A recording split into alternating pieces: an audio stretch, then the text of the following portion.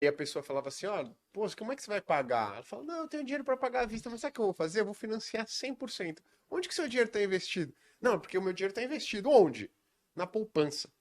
Aí o cara trocava um patrimônio que está lá investido, rendendo 6,5% ao ano, por uma dívida, por um bem que vai se desvalorizar, e uma dívida que estava crescendo 30% ao ano. Falava, cara, né, obviamente que a minha vontade era falar, meu amigo, investimentos, né? Acho que você foca em toda a organização financeira do pessoal. Você vê, e aí eu vejo muita gente, queria uma percepção sua, você também enxerga isso, muita gente, não, pô, eu tô aqui com uma grana investida e tudo mais e com uma dívida bizarra, pagando 30, 40% ao ano e falando, ó, o quanto que eu ganhei nos meus investimentos, investi bem pra caramba, ganhei 25% no ano. Falo, pô, queria saber se isso é algo comum que você vê, porque até nos assinantes da Speech, né, quando a gente tem Recebe mais uma dúvidas assim, né? nova leva de assinantes, tem muita gente assim. Pô, o que você acha que eu faço? Eu quito uma dívida que eu tenho aqui ou eu continuo investindo? Eu falo, quanto que tá rendendo? Quanto que é a taxa dessa dívida? Ah, 5% ao mês. Eu falo, pô, Por Não, causa queria do saber se isso é um agiota. negócio comum. é comum. Entre a minha audiência vai ser um pouco menos comum. Assim, acontece, mas é um pouco menos pelo discurso sempre, né? Então, quando todo vídeo, eu normalmente costumo falar de dívida e tal. Eu fui fazendo por isso. Antes eu falava só de investimento. Daí você vai Uhum. percebendo que, Que não é só isso, né? não, que tem um monte de gente que aprendeu a investir, tá cheio de dívida, e tal, tal. É. Mas eu não sabia disso. Assim, cara, eu fui descobrir como é que funciona a economia depois de muito tempo conversando com muita gente. Porque quando a gente trabalha direto no mercado financeiro e troca ideia com a galera, a gente fica preso dentro de uma realidade muito específica. É uma realidade onde todo mundo entende um pouco sobre dinheiro. Então, nossos amigos entendem sobre dinheiro. O cara que trabalha aqui, que você pensa que não manja de dinheiro, ele tá ouvindo aquilo o dia inteiro. Aí é o editor de vídeo, todo mundo. Chega no momento que todo mundo já sabe mais ou menos o que tá fazendo. E aí você cria uma bolha onde você acha que a realidade é aquela, que aquilo ali é o Brasil. E aí, quando eu comecei a criar conteúdo, que eu via o povo mandar os relatos, aí que eu comecei. Pô. Aí eu fiz um monte de vídeo falando, olha, isso aqui não dá, a dívida não funciona. Mas aí no Brasil também tem dívidas que se tornam impagáveis, né? E aí o pessoal tem lá um negócio que vai tirar o nome dele do SPC depois de 5 anos, a dívida é impagável, é um sistema financeiro todo travado. E muitas vezes você tem que chegar lá pro cara, você não pode aconselhar ele a não pagar uma dívida, né? Não é assim que funciona. Uhum. Mas tem coisa que não dá para o cara pagar, tem coisa que não dá. Eu já cheguei a ver números assim que eu falo assim, a pessoa ganha X, ela se endividou, ela passou um cartão de crédito numa coisa específica, a juros de cartão de crédito é tão alto que ela vai ter que esperar o nome dela limpar mesmo. Não tem como pagar. Não Uhum. tem como. Eu nunca pensei que eu Impagável. ia ver isso na vida. Mas tem uma pessoa que, se ela trabalhar a vida inteira, ela não paga a dívida. Você vai mandar ela pagar? Exato. Tem aquela história, né? Dívida pequena, o problema é seu, dívida grande, o problema é do banco, né? Você, É, porra, isso é... mas não é, porque o banco já ganhou um dinheiro. A linha de crédito de banco, assim, funciona de um jeito muito peculiar. Eu fui percebendo. Assim, é um monte de conta que a gente vai fazendo. É o seguinte: o dinheiro que o banco ganhou com você tem a ver com o limite de crédito concedido a você.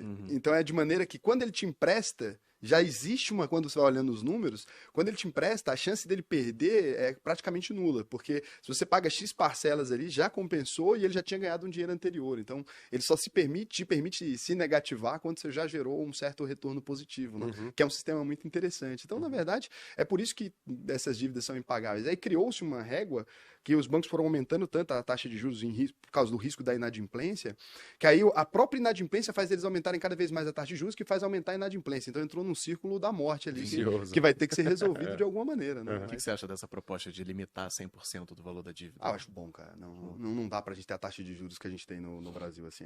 Eu gosto de banco, invisto em banco pra caralho, mas tem coisa que você olha e fala, meu Deus, meu Deus. É uma taxa de juros de 356%. A gente entende de juros compostos. Você sabe que não é possível pagar, sabe? Todo mundo sabe, eu sei que você sabe.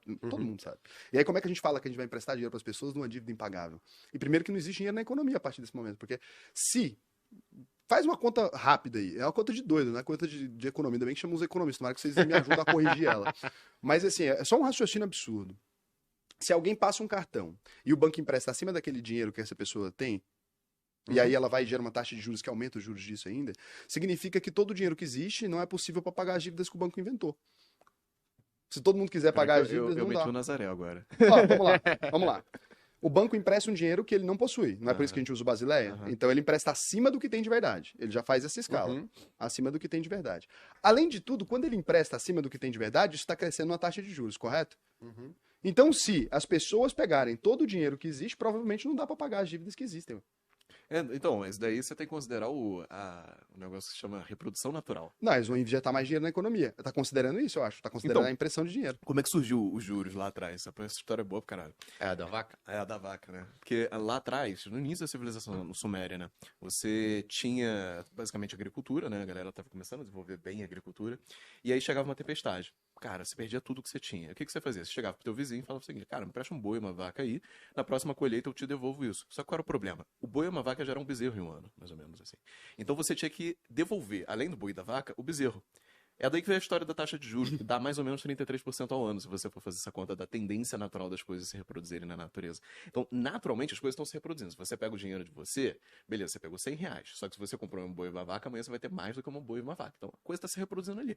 Mas eu concordo com você, tem um limite nisso. Não, Você tem não tem um- como inventar moda, sabe? Não, é porque até tem agora um insumo. Só que o negócio é o seguinte, ó. Existe uma taxa de juros que tá crescendo, a taxa de juros alta. Existe o dinheiro que já não existia. Porque eles emprestam mais do que o dinheiro que existe de verdade. Então ele foi emprestado e alavancado a primeira vez. Quanto mais a taxa de juros age, mais a gente está alavancando. Tudo bem que o dinheiro ele não é escasso, né? Se eu pego R$ 10, você pega R$ 10, a gente pega R$ 10, a gente fica trocando ele de mão, a gente gerou 300 mil. É só passar a rodada suficiente. Não, aumenta a base monetária, né? Só que quando você trava e essas pessoas não conseguem pagar os juros, na verdade, chega no momento que talvez tenha menos dinheiro disponível com o número de dívidas. Deve chegar a acontecer. No infinito chega. E aí é a hora que dá a merda. É, que eu acho que é a hora que a gente entra nesses tombos, assim.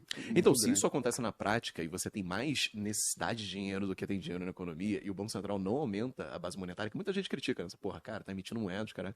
O que acontece na prática é que você tem deflação. Porque Não, não acho tem que dinheiro. travaria a economia. Acho que além da deflação. Vai ser uma deflação meio perigosa. Não, é uma deflação perigosa. Deflação não é maneiro, não. A galera acha que é, até vendo na A prática. deflação é boa, uns numerozinhos ali, 2%. Agora quando ela arrebenta, acho que chega Cara, no ponto. porra, deflação é perigoso pra cacete, porque se você tem uma dívida de R$ 100 mil, por exemplo, você tem deflação, na prática seus R$ 100 mil comprariam muito mais coisa lá na frente. Então sua dívida vai aumentando de forma descomunal. Loucamente. É muito pior.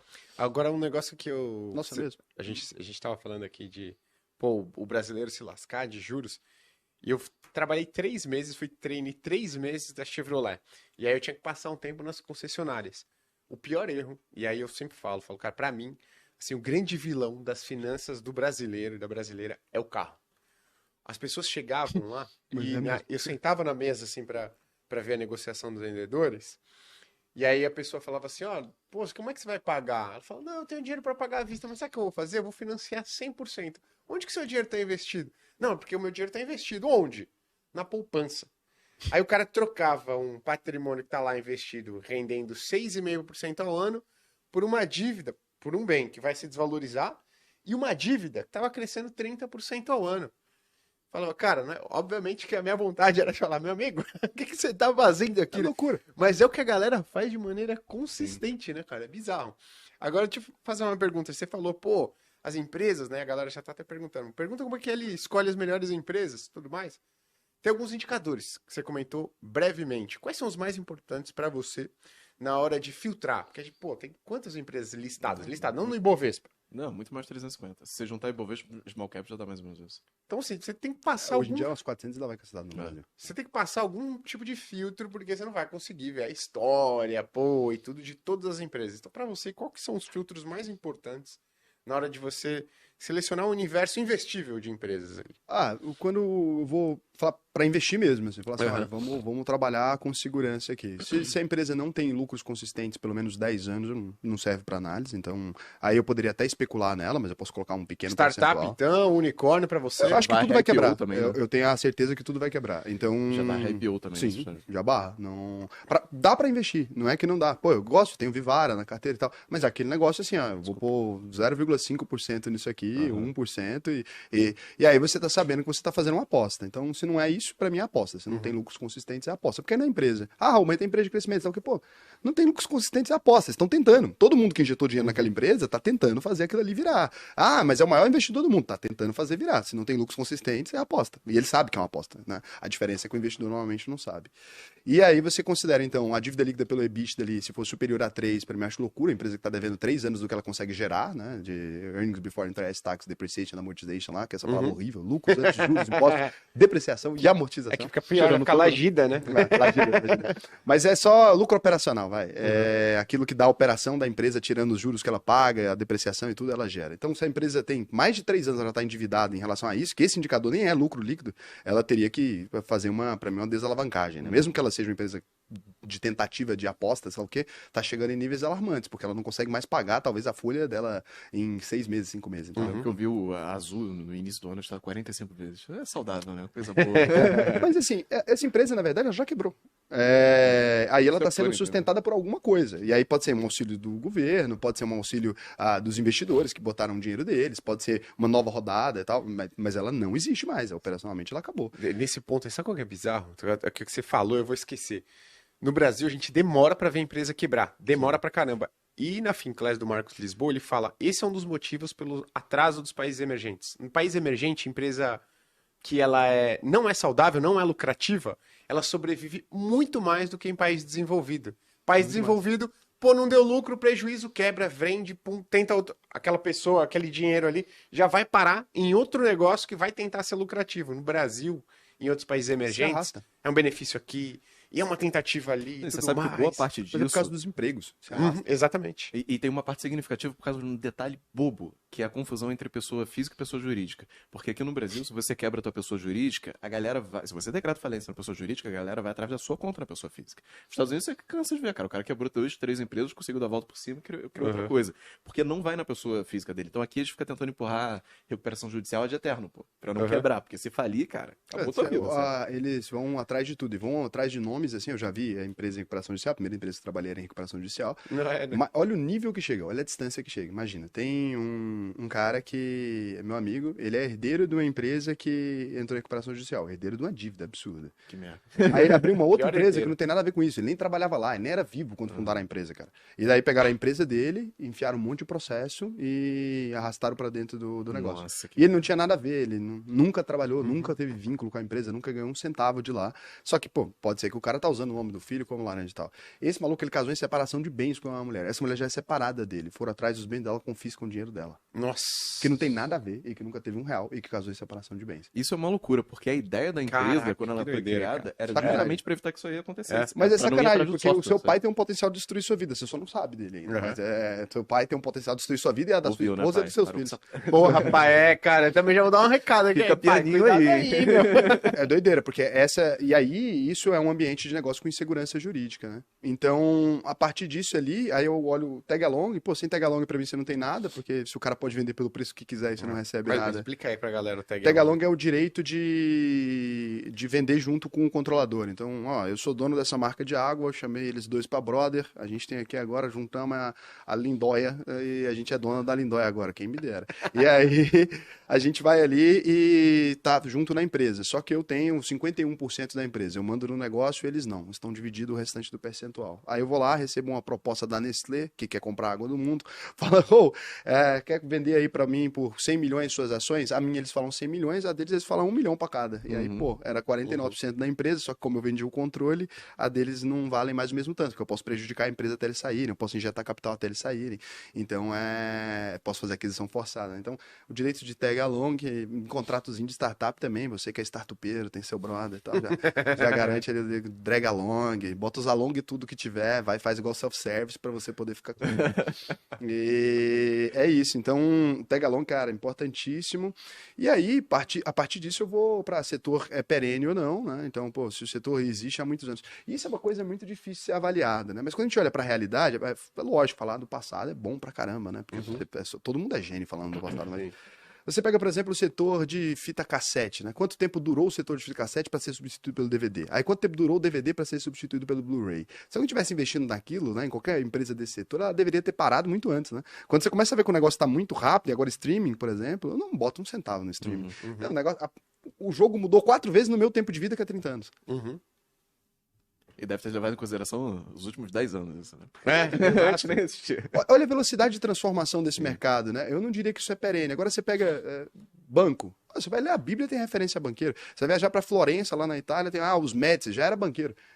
Sabe? O Da Vinci já estava convivendo com os banqueiros. Sabe Tá qual a tudo loucura? certo. Que aqui no Brasil, acho que se a gente voltasse na década de 90, eu acho que a galera deveria falar que banco não era perene, porque quebrava muito banco. Não, mas quebra. O setor ser perene, e aí mais somado a todas essas outras características. Você fala para mim, banco digital é perene? Para mim não é, não tem lucro. Sim. Aí Depende volta no da lucro empresa consistente. no setor. Né? A análise tem que ser a mesma para tudo, entendeu? Você engloba os fatores todos. Agora, deixa eu te fazer uma pergunta interessante, porque Cara, você tá falando aqui de ficaria fora do setor aqui de streaming, né? Que hoje tá englobado como tech. Sim. E, cara, se você olha o setor de tech nos últimos anos, foi o setor que mais entregou resultado, pô, lá nos Estados Unidos. Como você se acostumar, ou como você ficar alheio a essa sensação, porque muita gente sofre da dor de corno, né? Putz, eu tava aqui investido em banco, Não comprei investido em Bitcoin. transmissora de energia, não comprei Bitcoin, não comprei empresa de tech, todo mundo ganhou dinheiro, menos eu. Porque eu vejo que isso é um problema também. Porque Sim. quando que essa pessoa que tá sofrendo dessa dor e olha o negócio só, ela tá torcendo pro negócio cair, né? E aí, quando que ela vai comprar?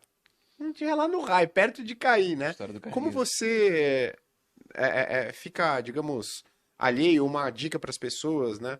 Não ficarem olhando para outros ativos ou entrar no investimento da moda e tudo mais. Então, quando a gente fala que tecnologia entregou resultado, é muita mentira. Porque, assim, a bolha das .com, quem tava lá? Era a Ford que tava lá? Não era. Era as empresinhas de internet de fundo de quintal.